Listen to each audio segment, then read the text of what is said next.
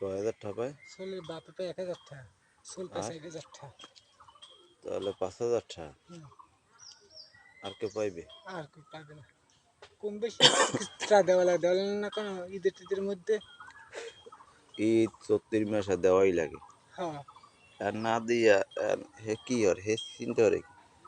না আমি কইছি সেদিনকে অনেক কথা কইছি আর কি কয়? যে মোক হিন্দু কইরিম বুঝছে, মোক হিন্দু বুঝছে দুর্গা পূজা, হুম আর মুসলমানের হচ্ছে যে ঈদ কোরবানি। হুম এখন তারা কিন্তু ওই টাইমে কিন্তু আত্মীয় স্বজন জাম পান দেয়, আমরা দুর্গা পুজোর সময় আত্মীয় স্বজন জাম পান দিই। হুম আপনি কমক বেশিও কিছুটা দিতে হবে। হুম।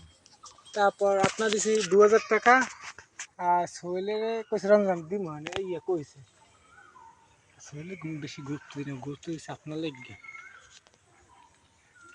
আপনি ডাক দিলে জোরান লাগবে মোর এটি হিসাব করছে।